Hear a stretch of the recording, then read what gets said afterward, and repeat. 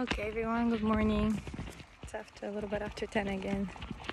Nice, very nice weather. I just can't believe how nice it can be. It feels like spring is coming, instead of winter. But not many of those days probably left. Next week, the temperatures are gonna go down. I see friends on Facebook having snow already in some parts of the States. It's really cool. Yeah, it stays hot, and my little guy's already asleep, and my little baby girl as well. And we're hitting that road there with the gravestones. It's nice and cool there. In the mountains, always cool. That's where everybody escapes in the summer because the temperatures are a bit lower. It's cooler and it just feels good there in the shade and the waterfalls. And so today we're talking about me driving in Japan. But to back it up, I'll start it with me driving in Bulgaria, right? And then I'll tell you why you cannot be a Bulgarian driving here without getting into their schools. So back home I was I think after high school, my mama had a friend, a patient of hers, because she's a dentist, and he was an instructor, a private one, not like, they do have schools too, but I was never enrolled into a school because I guess it was expensive. My mom probably didn't want to or couldn't afford it. I don't really know what was the big idea there, but I ended up with this guy, like old guy. So him and his wife were my mom's friends, but I think, not sure, friends, acquaintances, patient, doctor, whatever relationship. So he had a car, and I would meet him somewhere around the city center, and he will pick me up and we'll go in a remote road, much like this, and he would show me everything, which one is what pedal for. And I was taught how to drive with a stick, because in Europe people prefer sticks, no automatic. I didn't even know what automatic is up until I came here, right? So it's uphill here. So anyways, I learned to drive with him. I had to have like a certain amount of hours, which was mandatory, and then I had to go and pass a test. So he was my teacher, right? He was like telling me everything about everything. But this one time, we were going downhill, and it was not too far from the city center. It was like housing area. Yeah, it was just, you're supposed to drive really slow, but it was also downhill. And guess what happens?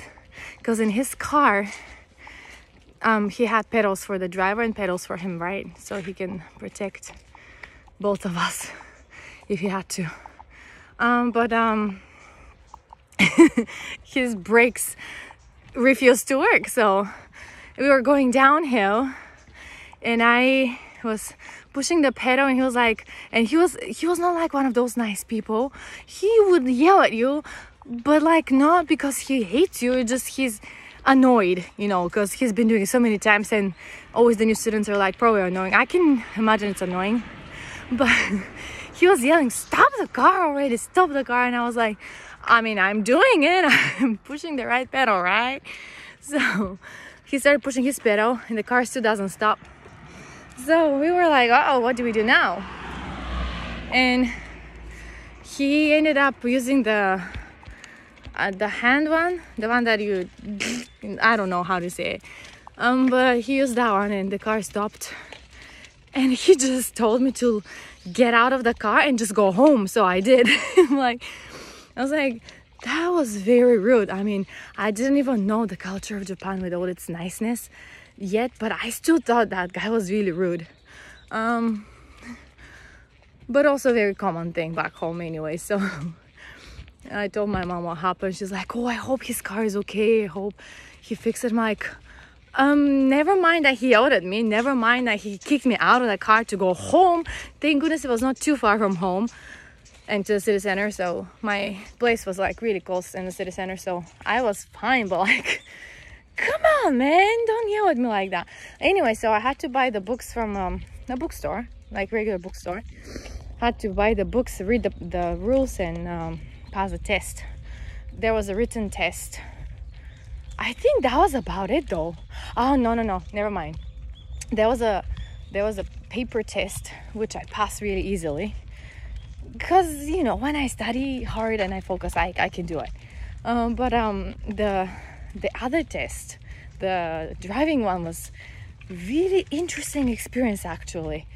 I was taken, like the old guy, my mom's friend, he told me, like, this is a tricky part, they're gonna get you through, and there's like this really old remote sign that says stop, but if you don't stop, but if you go, so he told me all the tricky parts of the city, and they took me exactly there. There were two guys, I think. Was it a guy and a lady? I have no idea, but I just remember the one guy in the back behind me, because I was with my instructor in the front, and those two were in the back of the car. And I believe the car that I was driving was my instructor's car, of course. And it was like an old white Opel, I think. I don't remember, with a stick. And my biggest fear was, because you're with a stick, when it gets to the red light of the traffic lights, I was so worried I'm gonna because it happened a few times. So the engine dies, you know, like, not dies, but sleeps. So I have to start the car again, and because I'm changing gears, right? I couldn't quite figure out the gears.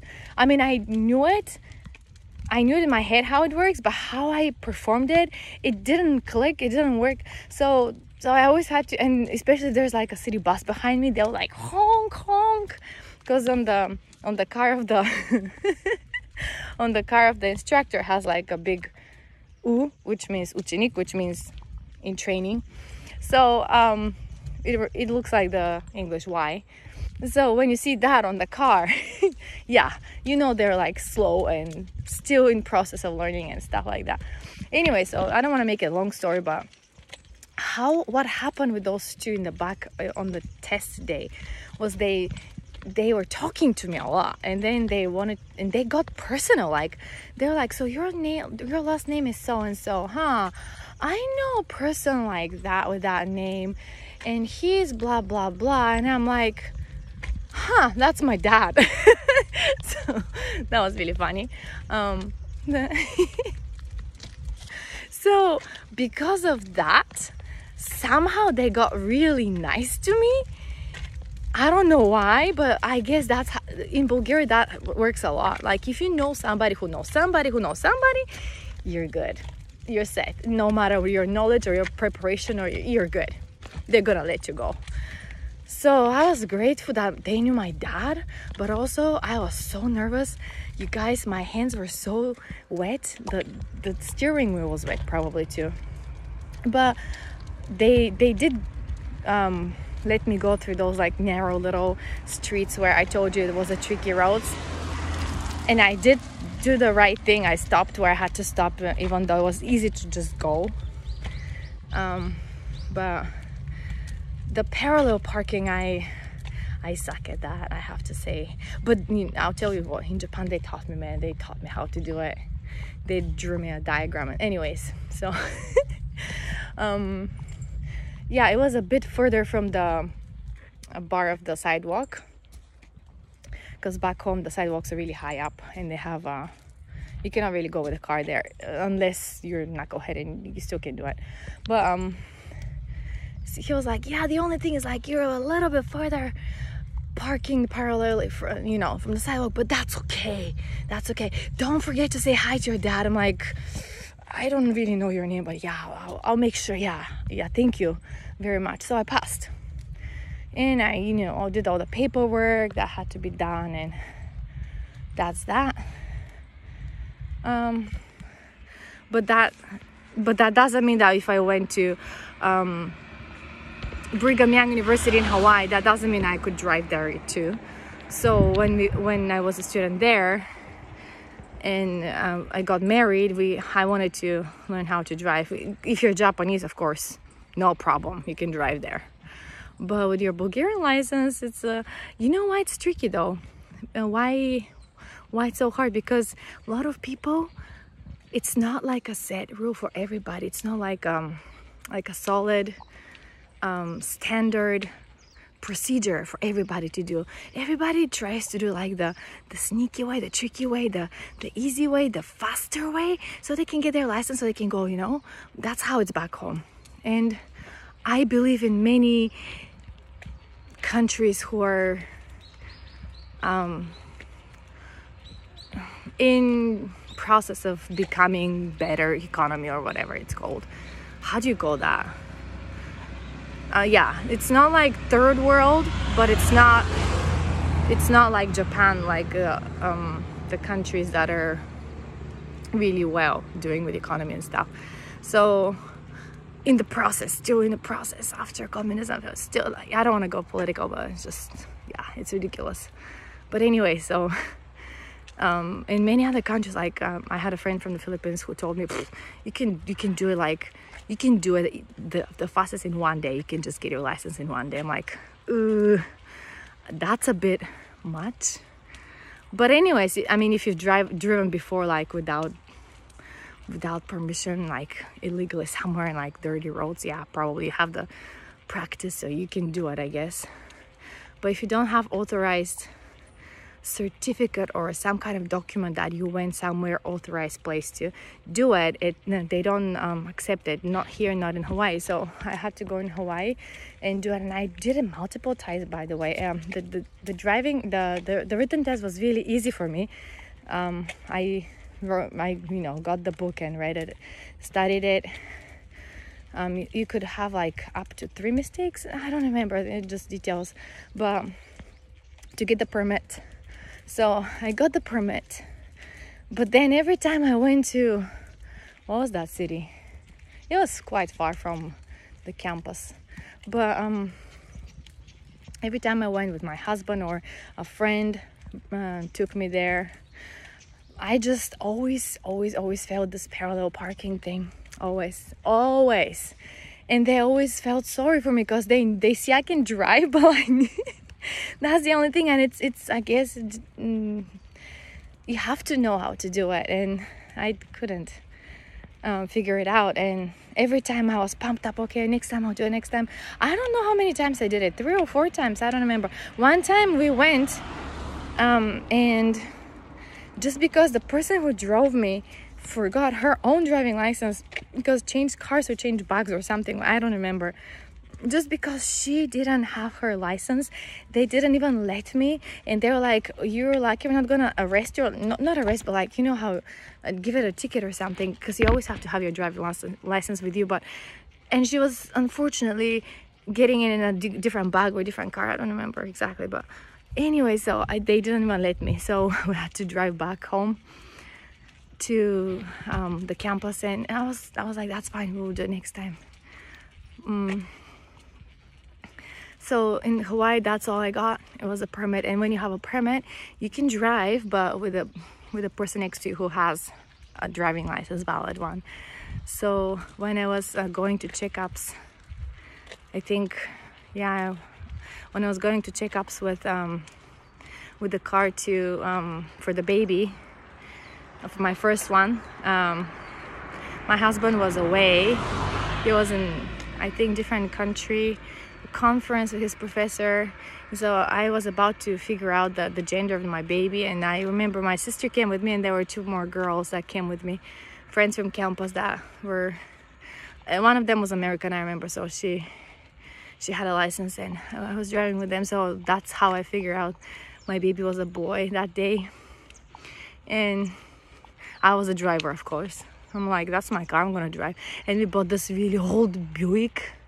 It was awesome though. It was super old, like in the back, you know, where it's spacey, it's really big and large inside, but inside the back where you usually put like cushions and stuff, behind the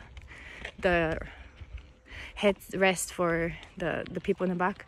That was like all like falling apart, you know, like stuff like that. And it was just really gross.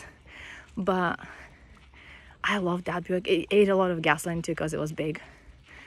But we used it to go to Costco downtown in Honolulu to get groceries, and that was the cheapest gas too. So it was convenient. When you get married, you have to have it. It's like if you're one person, you can take the bus, and it takes an hour, no, 2 hours, 2 hours from the North Shore to go to downtown Honolulu.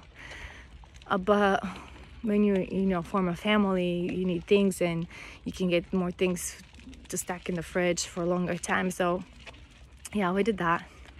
I mean, it was still fun. Like, I'm not saying without kids was fun, but it was fun. But we could do more things together and go to places, and with the kids it was just hard. I remember with one we still traveled here in Japan a lot, but 2, 3, 5 Corona, impossible. But anyway, so after my third one, so I come from Hawaii here, and of course I cannot drive, and I don't have my own vehicle or anything like that. So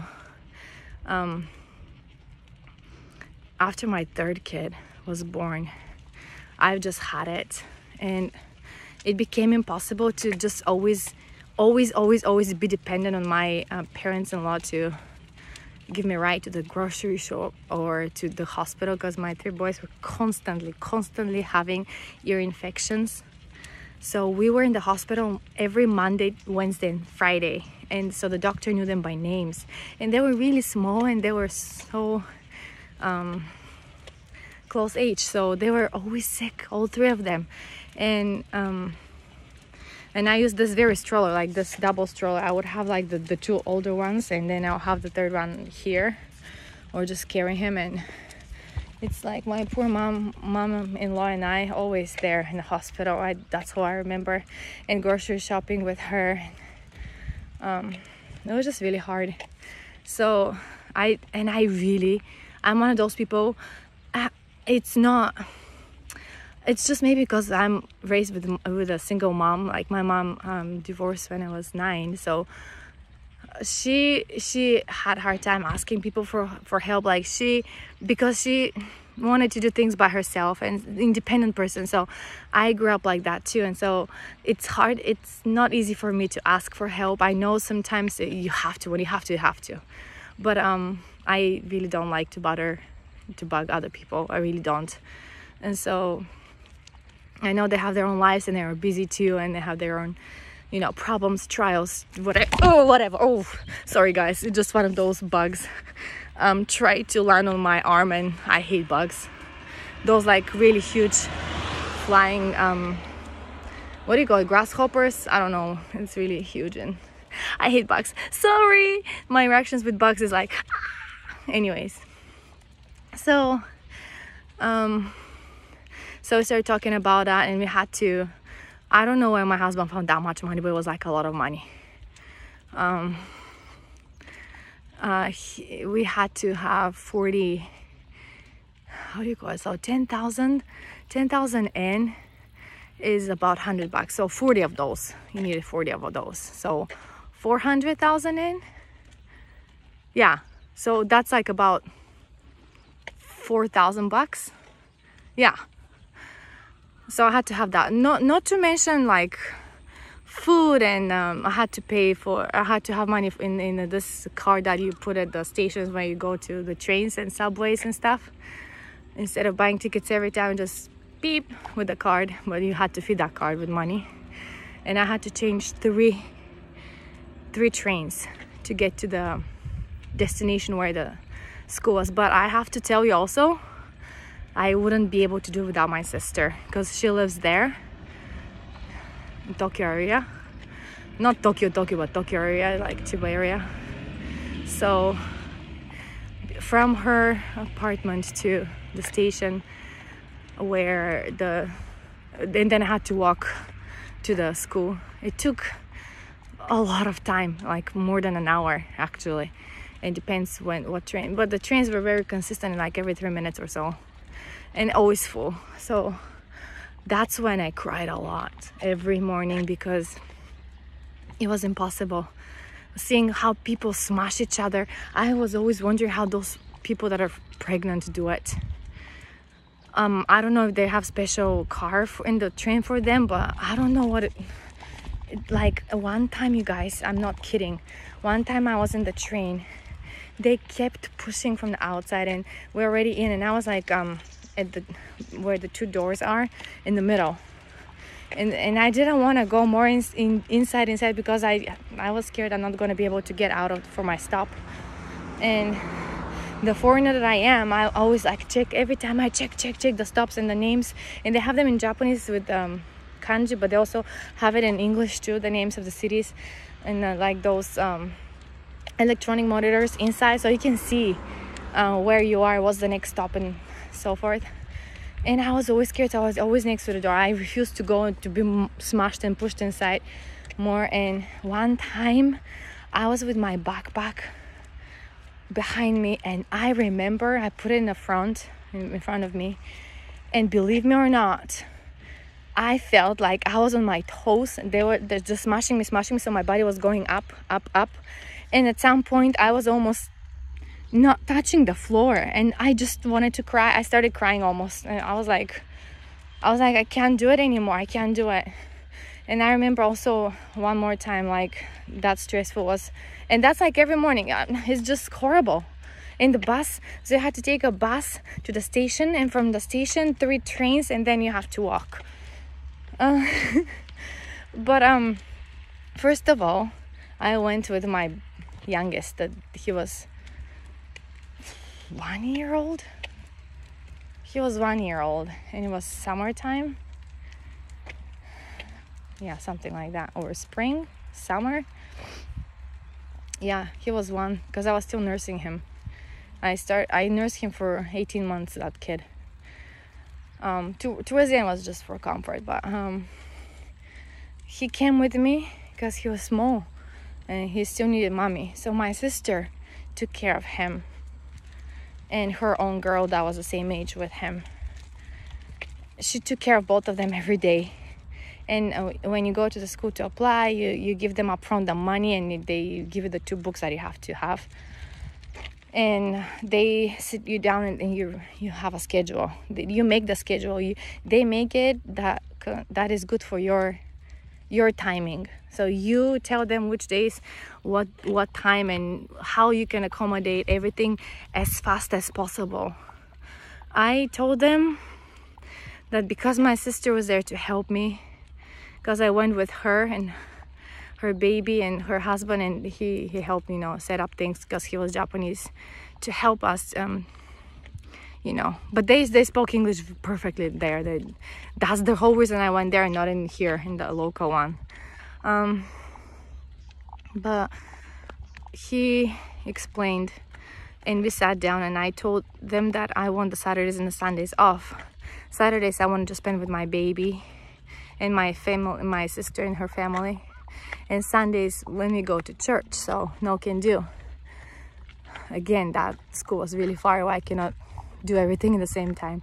So so they put all the lectures and the driving lessons and everything into, it was about 3 weeks, something like that. For those who hurry and do it non-stop every day, they can do it in like a week and a half tops, but I couldn't do that.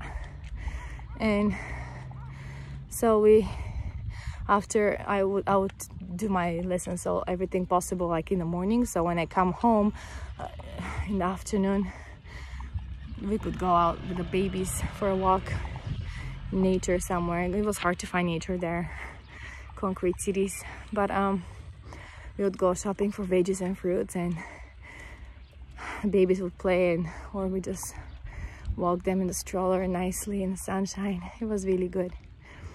But some of the lectures couldn't be put in the morning, so they had to be in the evening, and that was tough when I had to go home late. And then you're still nursing, so it was tough because meal coming and you're not with the baby, and had to go to the bathroom, and yeah, it was really not nice. But the instructors were really nice. The lecturers were nice. The people that drove with you were really super nice, and everybody spoke English very well. I was really impressed. So we eventually became friends with most of them because, you know, there was this one lady that she was really nice. She was married to American and she had like one daughter at that time. Maybe she has more kids now, I don't know. But she was so cool. She was acting just like, imagine one of those like cool housewives, like, but like business lady kind of. It was really cool. She would come with her Starbucks cup and she would just like, how are you guys? And it was like really cool. She was really cool. And we became friends with her and with the others too. Like I still have some of them on my Facebook as friends. It's just really cool. They're really cool people. Some of them were like older people, like with families and set up, and others were just still youngsters who studied English probably really well at school. And it was really nice, and they explained to me everything in detail about cars. You start with ABC. You start with ABC in the Japanese driving school, and of course the driving rules are very different here than in Bulgaria or in the States. So you gotta be careful, like what you learn in the other countries, and just forget it, wash it away, and just focus on what's here. And here is the opposite side too. So when I go back driving in Bulgaria, the wipers and the, oh gosh, and the blinkers is just like, yeah, well, always want to turn right, but then the wipers start wiping. It's just really funny. But you get used to it. So I learned a lot of things watching the trains, people how they start their life in the morning. In the buses was the worst, because in the trains, I mean, the trains is horrible in the morning. In the morning is the worst. So sometimes I would let all the sea of people go in that train, and I'll wait for another 3 minutes because it's worth it. But then you see others started piling behind you, and then they have like special line you have to line up, and the train stops exactly, precisely, perfectly on the lines that are drawn on the ground that you're stepping on. It's like it's stopping right there, and it opens the door, and there's like a line for those who go in and for those who come out. There is a perfect order in everything. And of course it's still chaotic. It's just chaotic. Once people start coming out and start people coming in, it's just, yeah. But I remember seeing this one morning, a mom with her kid. The kid going to school, she looks like sharp with skirt and suit jacket and going to work, and she had the kid sitting down, and she was standing in front of the kid, and the kid had an iPad and on the lap, and they were going through words in English and how the kid was saying, and then slide the next slide, and it was really cool. I thought it was really cool. It made me smile. She would use any minute, any time, and to bond with that kid, because in the morning they go to school and work, or daycare and work, and then she would see that kid late in the evening, because here work hours are not like from 9 to 5, or no. Here you go, it started at 8 and you go home who knows when, after the boss is gone. That's the rule, I think. At least that's what my professor in Hawaii told me when I was taking Japanese classes. He said after the boss you can't go before him. So if the boss decides to stay till 7, 8, 9, 10, you gotta stay there, man. But I don't know young moms how they do it. I don't know. And I remember also there was this daycare, nursery school, whatever you call it. On the station, I would get off to walk down, get out of the station and walk towards my school. There was a nursery school in the station. And when you say station, you know, like some stations are so remote, it's like just a stop for a train. Like here, like this, guys, you see fields, and then there will be the railroad, and there will be like one bench, and there will be like something like a cover if it rains or whatever. And but then in the big cities, it's like a whole huge building with many floors and shops. And I've had experiences not being able to know how to get out of a building like that. When I went for passport work with two of my kids, two of my boys before the twins were born, I went with my second and third boy, and they were small, and I was so stressed, and I couldn't get out of that was Tokyo, downtown Tokyo. I couldn't get out of the station because it was this huge building with so many floors and departments in it, and they were selling all kinds of things and food, and I was following people, but I couldn't get out of it. I was like, at the end, we just had to ask. I had to ask somebody in English, and it was like a guard kind of person with a uniform. I was like, excuse me, can you tell me where is the exit of that place so I can go out? And he was like, oh yeah, just go there. I'm like, I went there, but oh yeah. And so I had that experience too. It's just really big and floats of people. It's just like waves of people coming, go, and then it gets quiet, and then again another flow of people. It's just I don't know. I don't know if I can do it every day there. I know people adjust, but if I can choose this quiet and peace and sunshine, and people in the city that don't even see the sun, really, because everything's underground, and your office, and from the office to the train, and from the train home, you don't see the sun much. Not really. Yeah, I choose this here.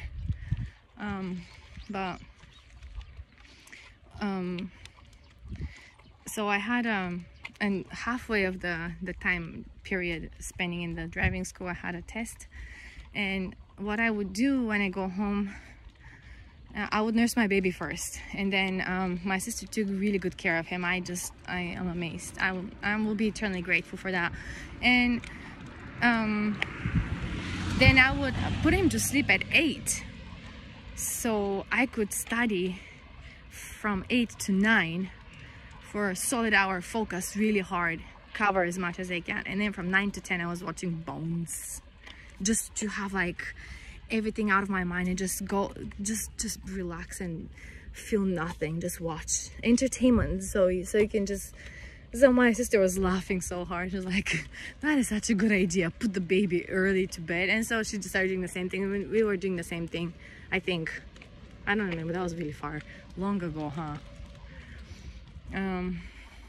That's like somewhat 7 years ago now, 6 years ago. Wow.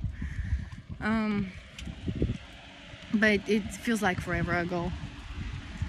And we would so that's what I was doing. I would bathe him, feed him, bathe him, put him to sleep at 8, study real hard till 9, and then just watch 1 or 2 episodes of Bones and go to bed. To the next morning, same thing, routine. So, and I remember I was listening to music in my ears, because that's everybody does that in the train. So I was doing the same thing, and I was listening to Bruno Mars songs, just pump up and just go and show them who the boss is. And no, not really, but like I was ready to learn and have fun there. And I noticed in the driving school as well that there were groups of elderly people, like really old grandmas and grandpas, and I was like, they're so cute, what are they doing here? Well, apparently when you turn 70 in Japan, you have to take the test all over again, because you know, your eyesight, your reflex are not really sharp anymore. You take longer time, your hearing maybe not that great, so they make sure that they're in good shape to be out there and drive. I mean, I have seen here K-Trucks driving, you guys. They don't, grandpas or grandmas here, how they drive is really dangerous, because when they're after 70, you need to put this magnet sticker on the back of and the front of your car. Just like when you're a beginner like me, you have to put it for a year. That's another story, yeah.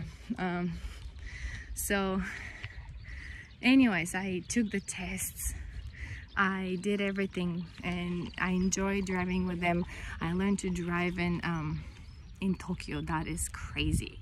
That is crazy.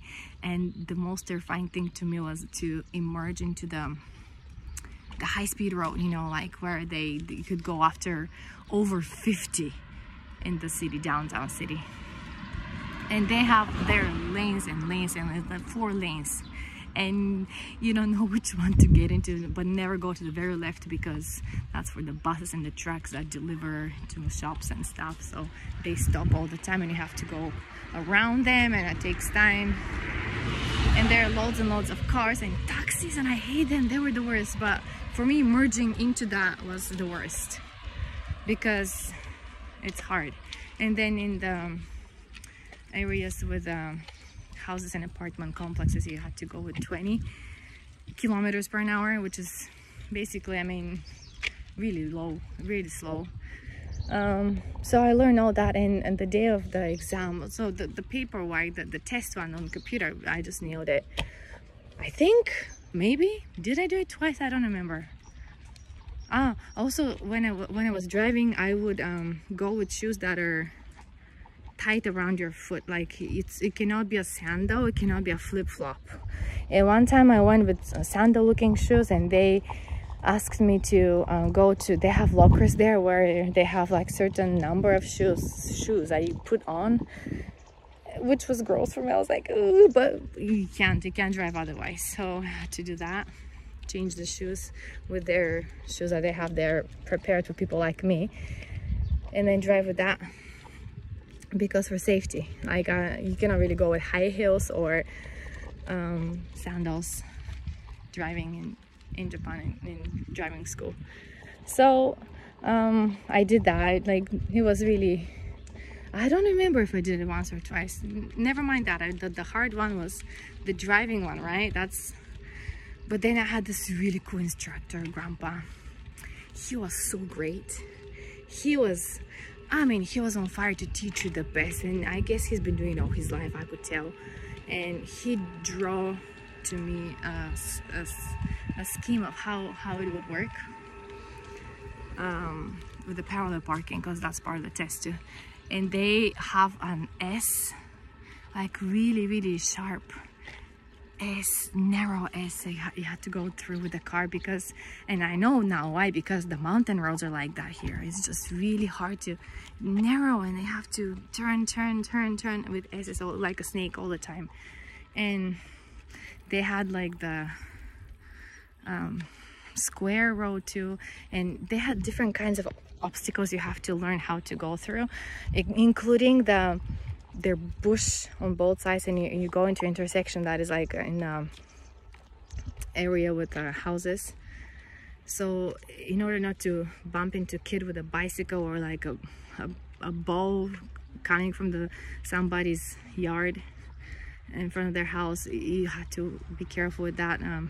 Residential areas are tricky here because it's very narrow, and there are people with bicycles too, especially in big cities. So, and when they have those big bushes that they use as a natural fence and invisibility, you have to kind of like stop the car, because there's like a triangle that says "Tomare," stop, and then you have to kind of, because you don't have visibility at all, you have to just go a little bit, like a little snail with a car, so those people can see the edge of your car, and also you can see as a driver in the front if there's somebody coming towards you.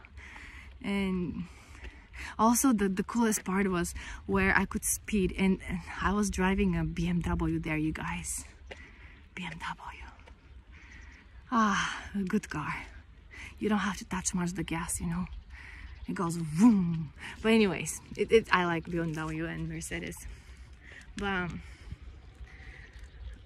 so there is this part of you can accelerate as much as you just push that gas pedal as hard as you can to test the brakes, and then you have to slam the brake really hard so the car's wheels lock, and you just slide. So I did it the first time, but then I was like, can we do it again? She was like, she was a really cool lady, so she was like, yeah, we can do it again. So I just go and, but then the second time I guess I didn't slam it really fast, so the the wheels kept rolling. So it didn't work the second time, but the first time it did. I was like, man, that's way cool. That's way cool. You're just flying there and it's like out of a sudden it's like poof, stop. But then, you know, we didn't have the cushions coming out, don't worry.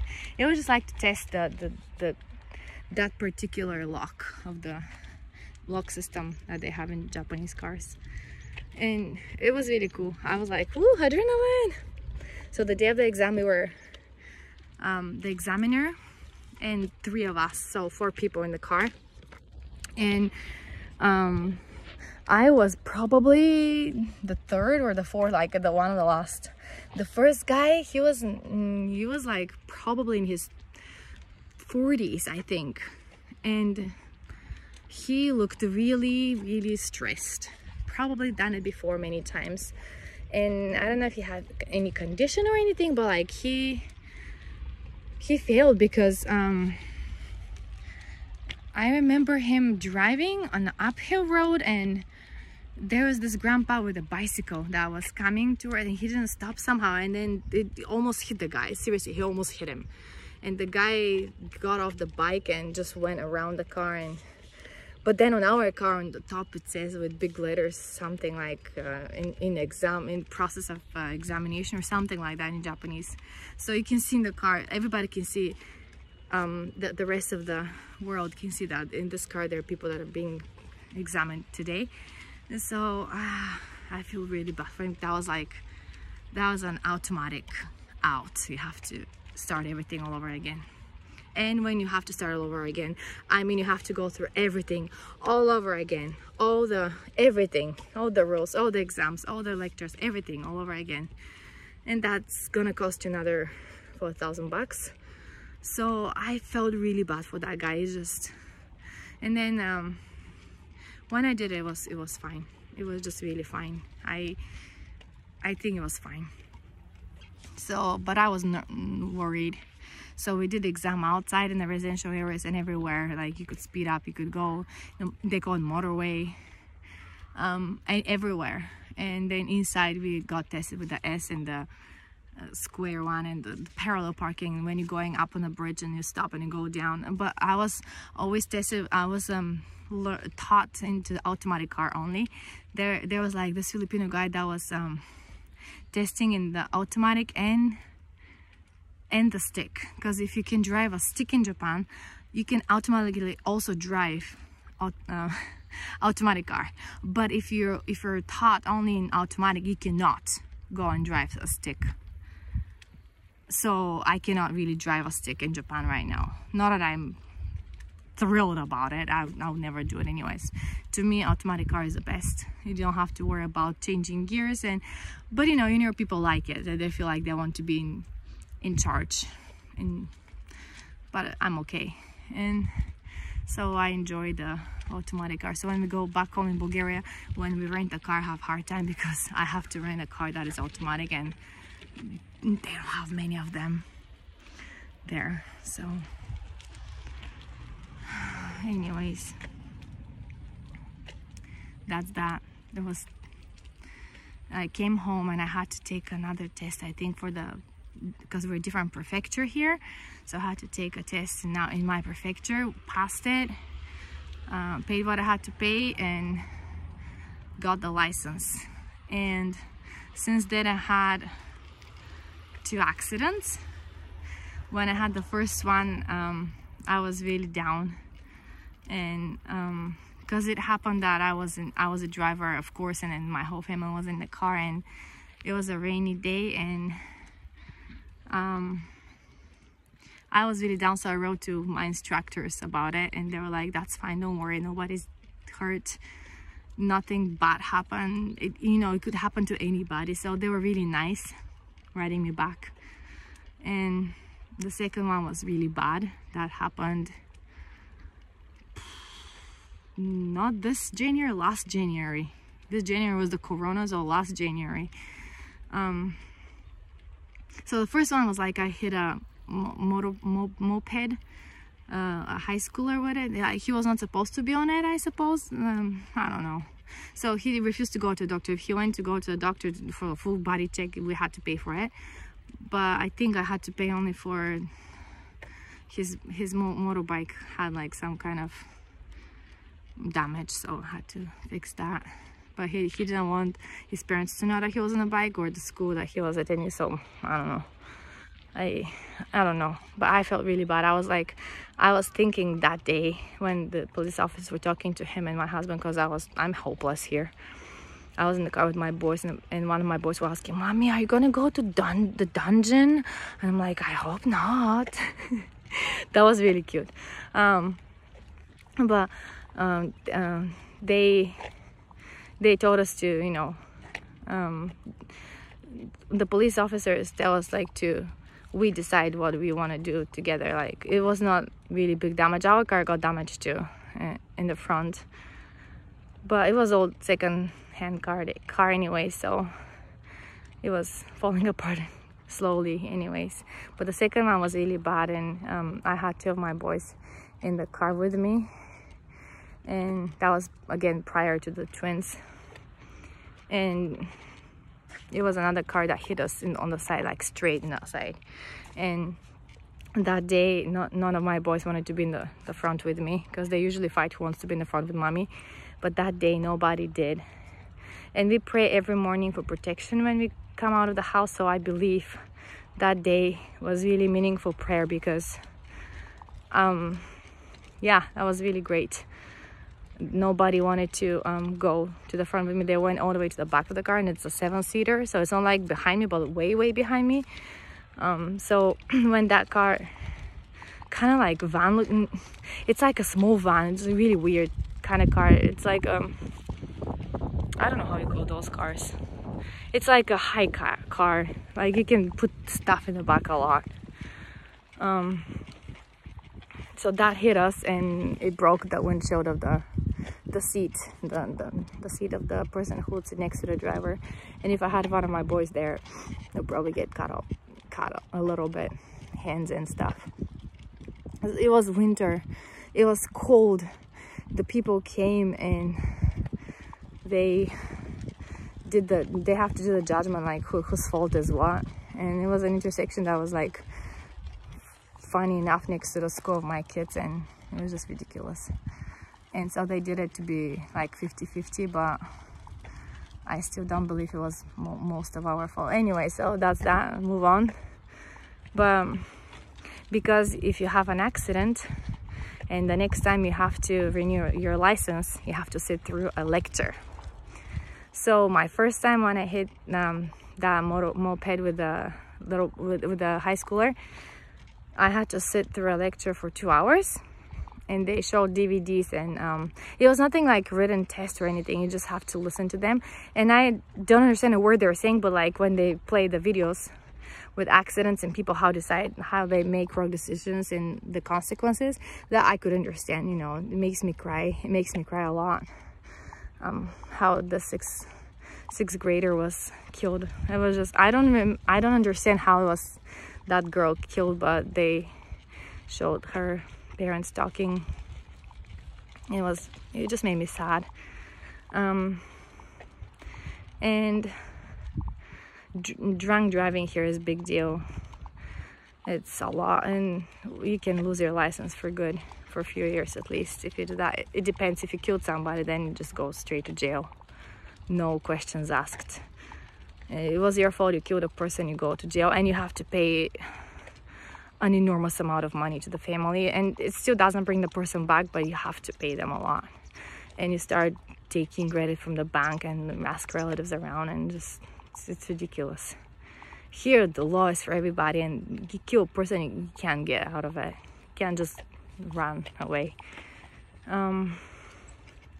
So they take it seriously, so that's why there's not many car accidents. There's still many car accidents, but it's not because, I mean, somebody did something stupid, that's for sure. Usually people are very nice on the roads, except when you have the sticker of the beginner, which I had for a year. And it was ridiculous how people would treat you on the road. They would just go around you and take over you and treat you like you're a baby and you don't know what's going on. But then when I'm driving now and I see those cars, I'm like, yeah, But then I respect, I remember I was there too, so I'll be nice. And so yeah, it costs a lot. It takes a lot of effort. It's a thing, you guys. You cannot just go the easy way here with driving in Japan. I feel like the effort and the time put into that, it's just, I think I value my driving license more than my university degree, bachelor degree, seriously, diploma, because this thing here, it took a lot out of me, and it was challenging to go with a kid. So yeah, my sister helped me a lot. And then my other 3 kids were watched by their father and their grandparents here. And we talked every night. It was hard, but then it was a sweet victory at the end. So when you go drive out there, just remember, no texting, no driving with phone in your hands, because in a second you could just go. Or I mean, when you become a victim of drunk driving, you just can't do much about that. It's ridiculous way to die, but it happens. It could happen to anybody. So just be careful on the roads. Don't take it for granted. Just even going to the convenience store, going somewhere out to the beach or to the mall, or just be respectful to others. I'm not even gonna talk about like car thefts and stuff like that. It's just, that's ridiculous. But in Japan, in our area, it's not many people really even lock their cars. I always do, because I'm from Bulgaria and I trust nobody. And you know how interesting in Bulgaria, when you drive a car, you make sure it looks really dirty and it doesn't look new and shiny, because if it looks like that, it attracts right away those who want to steal it, right? But in Japan, it's like your car is like your pet. You have to take care of it, you have to pamper it, you have to, oh, it's so cute. They wash them, they shine them, they wax them, they just take so good care of it. Some people don't even allow their kids or themselves to use shoes in the car. They put their shoes in a box in the car, and they just go with their socks or bare feet. That's how clean it is. So in that kind of car, I suppose you cannot really eat or anything. In our cars, we don't do that. But I can see how it could be okay probably if you have 2 kids, but if you have 5, no, forget about it. We eat McDonald's inside. We just, yeah, whatever. And now that we have this Dyson really nice small mop looking vacuum cleaner, I could vacuum inside very, very fast and efficient. And yeah, we just choose in muddy weather. Good luck. It looks nasty inside, but it dries out, so you just after that take the dirt out, and that's what it is. But yeah, people do that sometimes. I've seen in parking lots a pair of shoes left there down there, so probably the driver forgot to get their shoes. It's funny because when you go home, you have nothing to put on to go home, you know. It's funny. But I've seen kids doing that here, moms. I don't. And also the customized colors of the cars here are amazing. It's just, you can have like those shiny pearly pink, you can have the deep dark purple, the aubergine, the eggplant color. You could have chocolate color but like with a shiny touch on it. You could have turquoise. I mean, anything you could have, any color you want, seriously. It's amazing. And people use them. It's like not just like in Europe we have red and white and black and maybe sometimes yellow or green or blue, but no, like here is like so many different pastel colors and all varieties of green and blue. Oh, just so beautiful. It makes my eyes happy when I see all those many different colors of cars, and customized inside as well. Like you on the windshield in the front, they put so many stuffed animals. I mean, for me it will be really distracting to be able to see down on the road, but people put anything. You can tell who likes what. If it's like say Marvel heroes or Minions are big here, or Toy Story characters, or you know, Japanese anime characters. Everybody has different kinds of interests, so it's really cute to see in the cars of people things like that, or putting like those cushions that look like a big cat face where the headrest is. It's just so funny. It's so creepy and so funny at the same time. Or stickers. It's cool. I think it's a cool thing. Our car is simple. It's just, it doesn't have the anything inside that is customized, but it has a sticker that my sister got me last winter, I think, that has, it says twins in the car or something like that. It was just really cute. It has two babies pointing into with your back toward their backs towards you, and it pointing to a heart together. Is really cute. It's really cute. Okay, this is a long video, sorry about that, but I can tell you so many things about cars here and driving, and because that's all I have been driving most of my life in here, so that's all I know really. Back home, even if I had my license, we didn't have a car. My mom, dad didn't drive, so we didn't have a car. My dad had a car, but I think he got rid of it too, so he uses bike. But like back in my town, we just walk and use the city bus if you have to and if you're tired, but other than that you just walk. So that's what I'm used to. I like to walk, but here the supermarket will be like 10-15 minutes away with a car, so I cannot really do it with a bike. Maybe I could, but I don't have a bike here, interestingly enough. Yeah, I don't have a bicycle here, but I use the car for everything. Going to work or going shopping or anywhere, it's a car. You gotta be a car. In the big cities, however, you don't really need it unless, you know, you need to get away from the hustle bustle and just go somewhere out.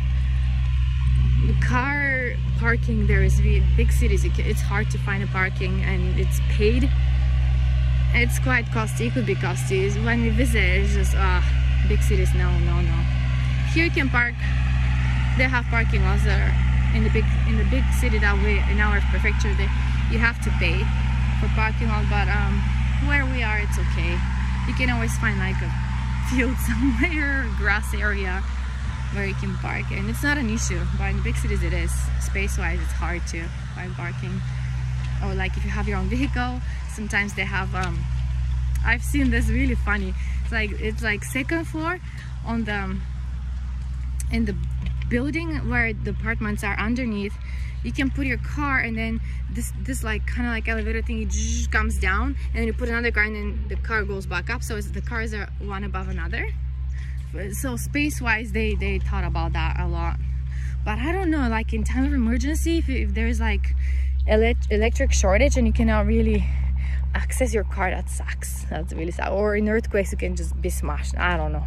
I'm a claustrophobic person. I cannot really survive in big places with small, everything stuck together. No, I can't do that. No. Anyway, so drive well, be smart, take care of people's lives. Okay, see you tomorrow.